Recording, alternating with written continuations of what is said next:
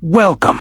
Tonight, as you lay back and let the weight of the day dissolve into stillness, I invite you to drift slowly, not just into sleep, but into the quiet corridors of time. Imagine yourself standing on the deck of a great ship, the cold Atlantic wind brushing softly against your face. The sky is velvet black, pinpricked with stars, and beneath you, the deep, silent ocean stretches endlessly into the night. You hear the distant hum of engines, the gentle creak of metal, and the subdued chatter of passengers unaware of what's to come.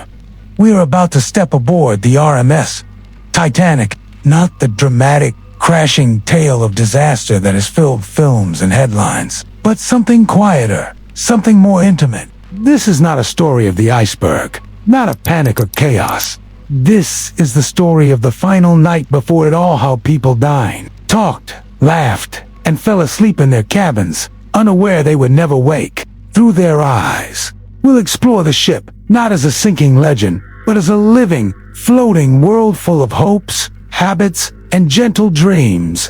A world now gone, but still whispering through time. So let your breath slow, let your body sink softly into comfort, and allow your mind to wander to another place, another time. Aboard the Titanic, on her final night. It is Sunday, April 14th, 1912. The Titanic has been sailing for 5 days, making her steady way across the Atlantic. She is en route to New York, from Southampton, England, via Cherbourg and Queenstown. The day begins early, though not urgently. The sea is calm, so calm. In fact, as some passengers remark how it seems the ship is gliding on glass. The richest passengers, businessmen, aristocrats, American heiresses stir. Beneath thick woolen blanket, choices include grilled kippers, poached eggs on toast, fresh rolls, and coffee poured from silver pots. Conversations are quiet, dignified. There is a gentle hum of optimism, talk of business, of Europe, of what awaits in America. Their rooms are like miniature hotels, plush, richly appointed, complete with writing desks and sofas. These are families, laborers, immigrants seeking a new beginning. Their cabins are plain, bunk-lined, but cleaner and brighter than most ships would allow. Morning light filters through the portholes, illuminating rich mahogany panels, polished brass fixtures, and spotless white linens. The smell of strong tea and freshly baked bread wafts through narrow corridors. There's a piano available, and some gather to sing hymns in the evening. The ship is a city at sea, and its people follow the slow, unhurried rituals of ocean travel. Children chase one another through narrow corridors. Stories are told in Irish, Swedish, Italian, and Polish. It drifts. These passengers do not have the polished restraint of the upper decks, but they have each other. They share stories, bread, and dreams. There are promenades to walk, letters to write, games to play. Afternoon tea brings small sandwiches, scones, and cups of Assam in fine china. The clink of teaspoons and soft conversation fills the lounges. They are served 11 courses saman with mousseline, filet mignon, punch romaine, roast squab, and more. A small orchestra plays. Conversation flows. There is laughter and plenty of wine. Doors close. The ship creaks gently as it moves through the sea. The air smells of salt and polish. The pillow is firm. The hum of the engines is a low, steady lullaby. Children are tucked in. Boots are placed neatly beside beds. The ship becomes quiet. Firemen stoke coal below decks, sweating endlessly in the bowels of the ship. Stewards polish brass railings. Officers check instruments on the bridge, scanning the horizon. The Marconi wireless operators tap our messages. From passengers to loved ones, trivial and heartfelt alike, fly through the air in Morse code. A shared meal awaits, simple but satisfying. Bread, butter, jam, some preserved meat, if you're lucky. Men gather in the smoking room to talk stocks and steamships as stewards serve brandy and cigars. Modest but cheerful, third-class passengers dine communally, sitting elbow to elbow over soup and boiled potatoes, sharing bread and stories. A warning has already been wired ice ahead, but it sits unread. For now, women in long skirts sit in sunlit corners, reading quietly or exchanging polite conversation over tea. You sip tea while reading a newspaper that is already 2 days out of date, but no one minds. Time at sea feels suspended. The air is crisp and clear, though the wind bites just enough to make heavy coats necessary for deck strolls. You might be a school teacher returning home, or a tourist seeking adventure. You rise early, washing at a shared basin. The air smells faintly of boiled soap and strong tea. Others walk the outer decks, beneath the stars, wrapped in coats and scarves. Couples stroll slowly, leaning into each other against the sea breeze. You walk softly through the corridors, gently knocking on stateroom doors. The ship is waking. Imagine yourself now as a steward, making your quiet rounds. In first class, the morning starts with warm water, delivered in shining jugs to private suites. Breakfast is served in the elegant dining saloon or in-room for those who request it. Down in second class, things are simpler, but still remarkably comfortable. Breakfast here is modest but warm porridge, stewed prunes, perhaps a slice of ham. Then, third-class steerage. The Titanic carries over 700 people in this category, tucked in the lower decks. In third class, the day begins early. Children wake first, giggling softly as they climb down from bunks. Mothers hush them, buttoning jackets and tying hair. Despite class divisions, the rhythm of the day is surprisingly universal. First-class passengers lounge in the reading and writing room, or take turns on the squash court. Second-class passengers pass time on deck or in the library. In third class, laughter is louder. Music drifts from accordions and fiddles. The crew works with quiet precision. The day moves slowly. Time on the Atlantic doesn't rush. Lunch arrives. In first class, oysters. Lamb with mint sauce. In third, stew with thick bread and treacle pudding. By evening, the Titanic glows with lamplight. Electric chandeliers illuminate marble staircases and velvet curtains. The grand staircase sparkles. The air is perfumed and warm. Dinner is a spectacle. In first class, gentlemen wear tuxedos. Ladies glitter in silk and lace. In second class, there is roast beef and plum pudding. Night begins to fall. The temperature drops sharply. Few know just how cold it will become. Some passengers linger in lounges, sipping brandy or playing cards. And slowly, one by one, cabin lights dim. Imagine yourself lying in one of those bunks.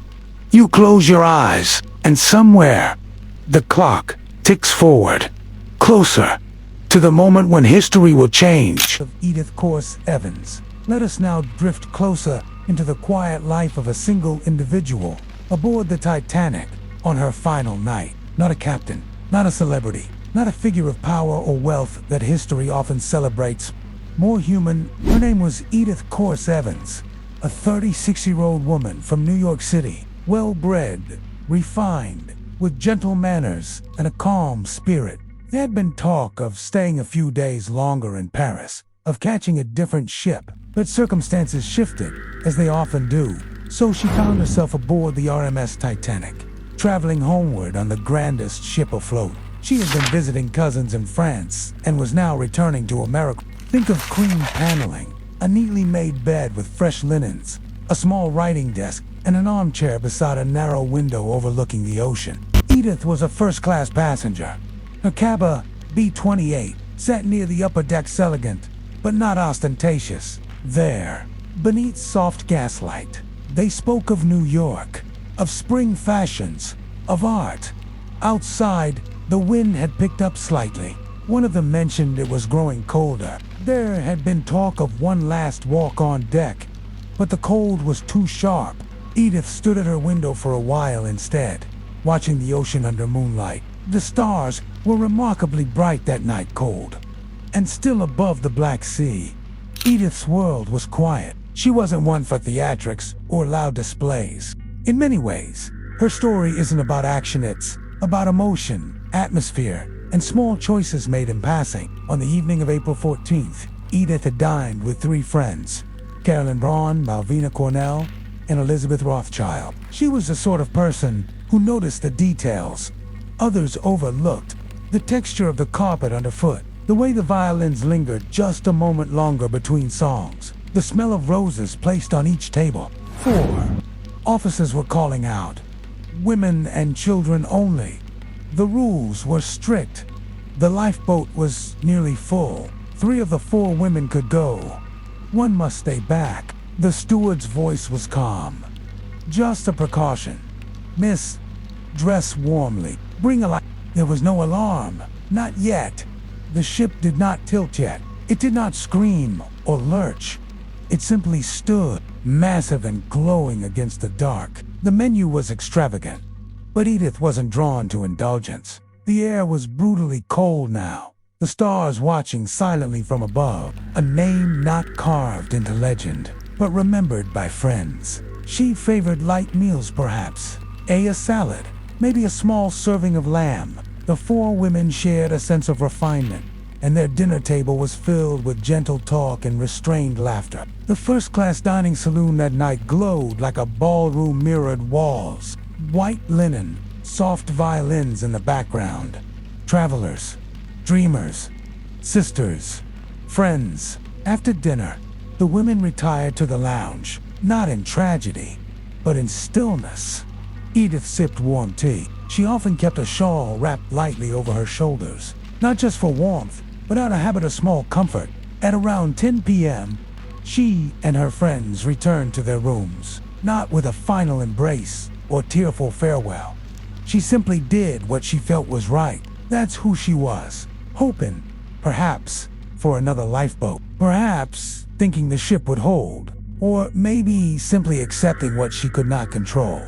She wrote no letter, left no journal. What we know of her comes mostly from the other stows who survived and remembered. And what they remembered, most of all, was her kindness. At 11:40 p.m., the collision occurred. Only her name, carried home by those who remembered. A shudder, barely perceptible, ran through the ship, a faint vibration. Many passengers felt nothing at all. Edith, like so many others, stepped into the corridor, wearing a robe and slippers. She met her 3 friends again as they walked up toward the deck. Imagine them standing there, together for women, clutching coats around their bodies, the Titanic still lit from within. They would eventually guided to lifeboat, no? Edith stepped back. She insisted. She told her friend Caroline Brown, "You have children. You go." She stayed behind, quietly, not dramatically. Her last moments were likely spent near the deck railings, coat-tight eyes searching the horizon. No one saw her after that. No trace of her body was ever recovered. A small choice, a quiet sacrifice. A life lived with quiet dignity. Edith Corse Evans, one of the last women to die on the Titanic. But more than that, one of the many quiet souls who made the voyage, not as heroes or victims, but simply as people. And tonight, she drifts once more through memory. A life paused in time, forever walking the decks of a ship, now lost beneath the sea. Now let your thoughts settle into something deeper, something softer. We've seen the daily life. We've followed a quiet soul. But beneath all the stories and headlines, a strange silence still clings to the final hours of the Titanic. A mystery that drifts between records, reports, and recollections. Despite the volumes written about the Titanic, many details about her last hours remain blurred and in that uncertainty lies a strangely soothing mystery.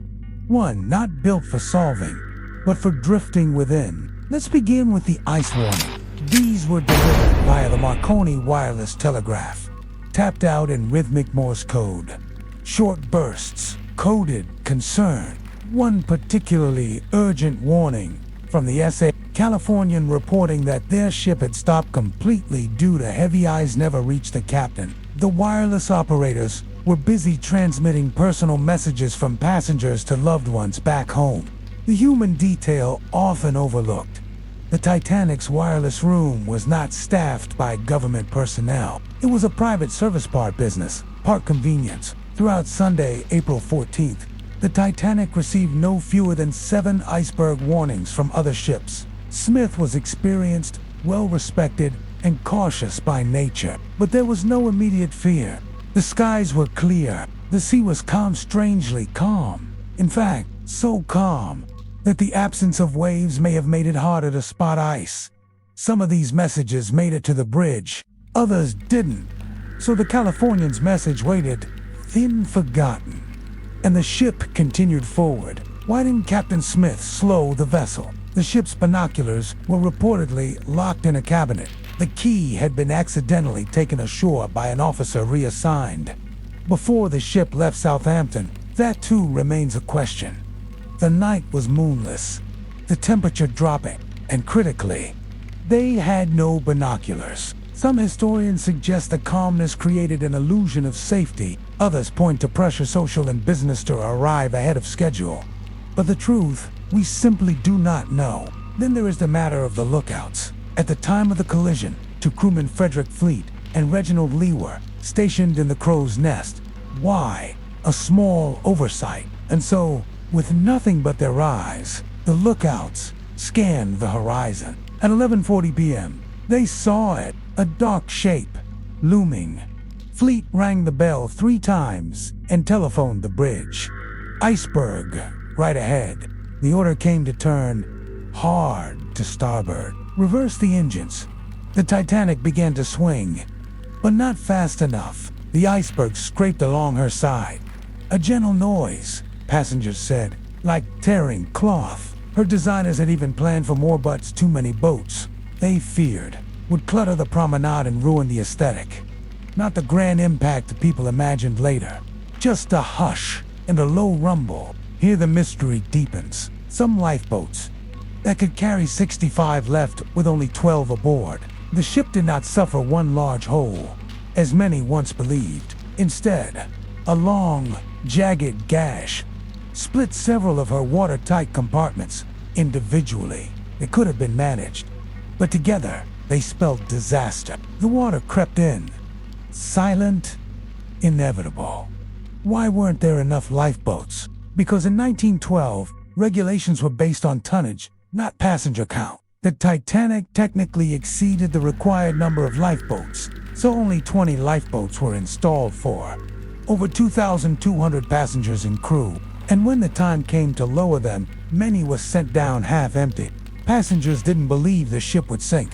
Crew members hesitated, uncertain of how much weight the boats could hold. The ship's band kept playing, not to calm panic, as Hollywood might suggest, but because it was their duty and perhaps their own coping mechanism.